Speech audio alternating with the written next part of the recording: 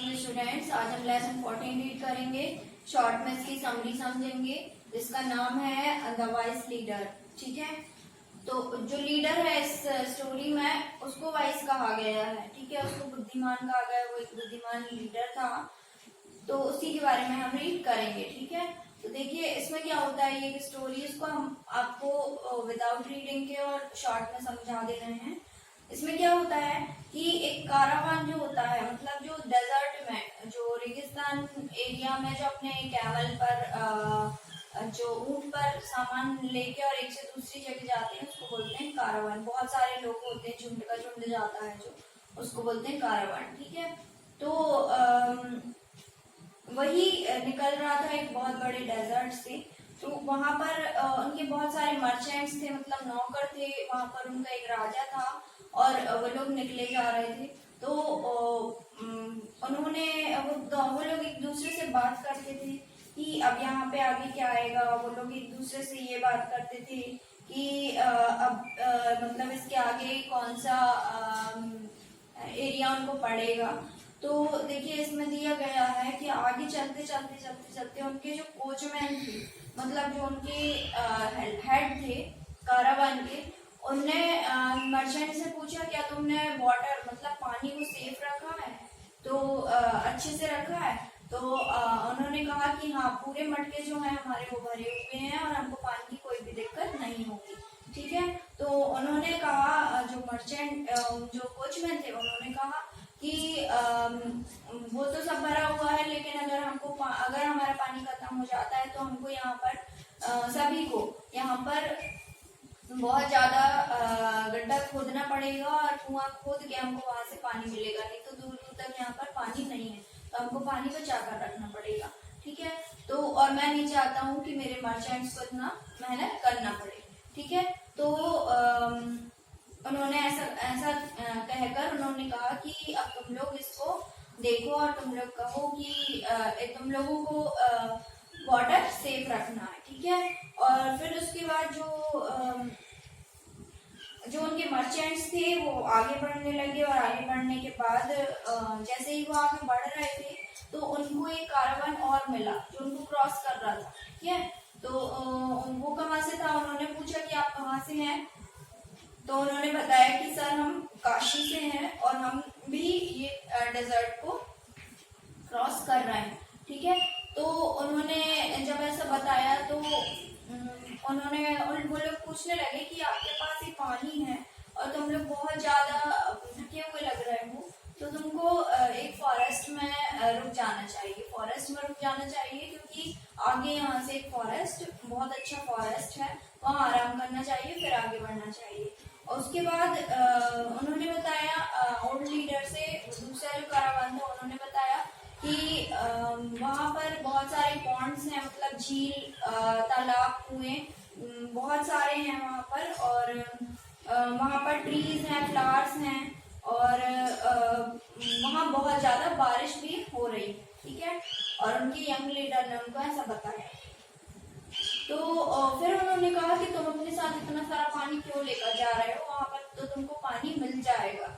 लेकिन क्या हुआ, उन्होंने कहा कि तुम अपने सारे मटके खाली कर दो और वहां पर जाकर फॉरेस्ट में तुम्हें पानी आराम से मिल जाएगा।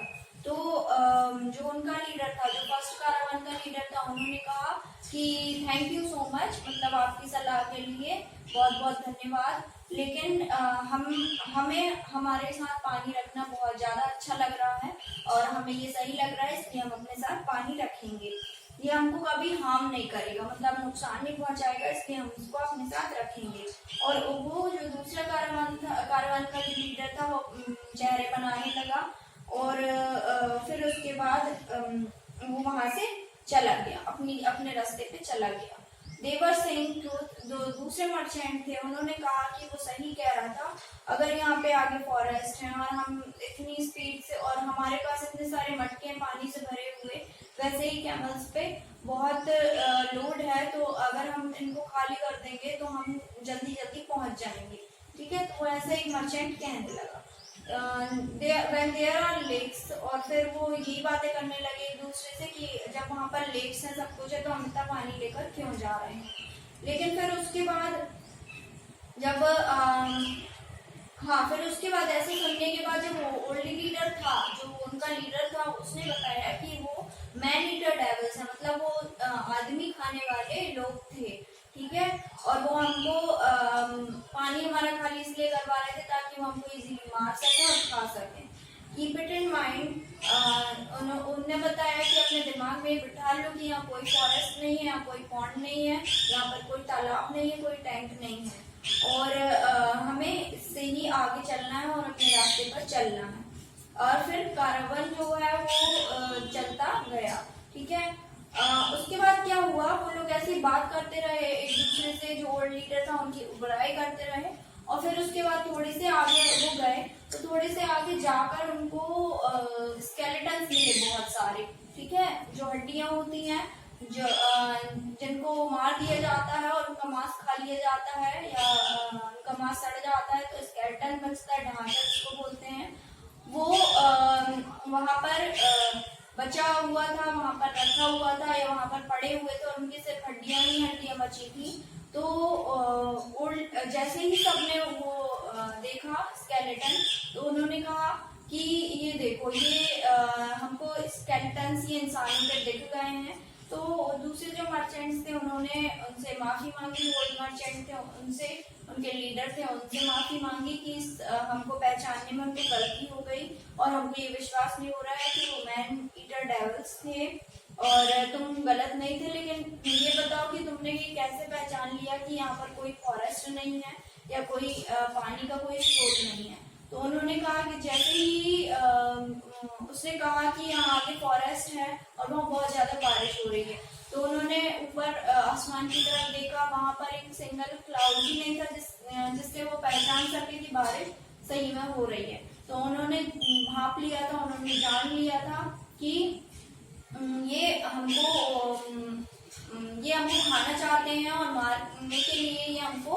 भड़का रहे हैं, हमको आगे चलने के लिए इसलिए कह रहे हैं ताकि आगे चलकर हमको मार सकें, ठीक है। तो ओल्ड लीडर ने सब बताया और सबने कहा कि हाँ, हमारे जो लीडर हैं वो झूठ नहीं बोल रहे हैं, और ऐसे वो आगे बढ़कर अपने रास्ते पर पहुंच गए, ठीक है। तो ये स्टोरी थी, आप इसको रीड करेंगे और रीड करने के बाद आप अच्छे से पढ़ लेंगे। पढ़ने के बाद अगर आपको समझ में नहीं आता है तो आप पूछ लेंगे, ठीक है। Thank you.